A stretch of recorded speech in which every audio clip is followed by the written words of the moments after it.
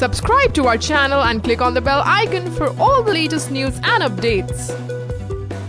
राम रहीम को जब लाया जा रहा था तो हम देख रहे थे झांकियों में से खड़े होकर के, तो बड़े हताश, निराश और चेहरे पे उदासी थी, मुंह लटका हुआ था। और उनको जैसे ही बंद किया गया, क्योंकि हमारी आमने सामने सेल थी दोनों, हम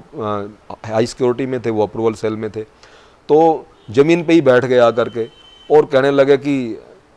मैं पंजाबी में बोल रहे थे कि हे रब्बा मैं की कीता है, मेरा की कसूर है, मैं क्या हो गया है, इस प्रकार की बातें जो ना बड़बड़ा रहे थे। और रात को भी हमने देखा कि वो रात को भी लगातार बड़बड़ा ही रहे थे, सो नहीं पाए, क्योंकि इतना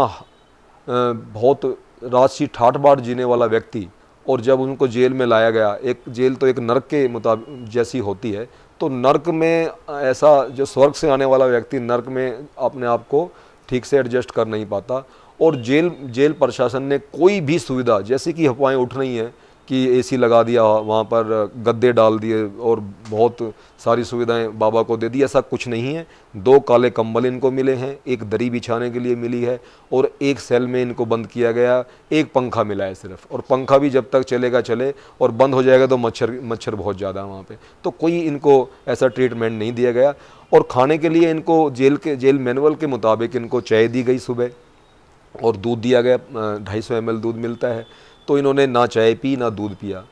फिर उसके बाद इसने पानी के लिए बोला तो बिस्लेरी का पानी इनको दिया गया, और पानी भी जो है बिस्लेरी का जो आया है वो इनके अकाउंट में जाएगा, इनके अकाउंट से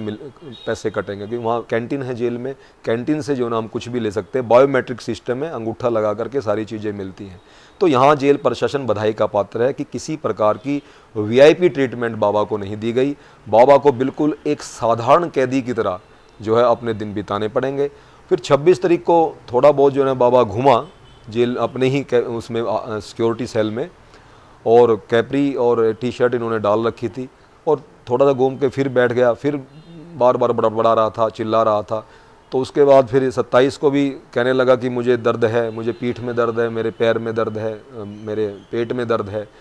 और कहने लगा भाई हनीप्रीत है मेरी बेटी, उसको बुलाओ, वो मुझे दवाई देगी, मेरी देखभाल करेगी। तो डॉक्टरों की टीम आई, डॉक्टर की टीम ने देखा कि सारा जांच किया तो कोई बीमारी इनको नहीं थी।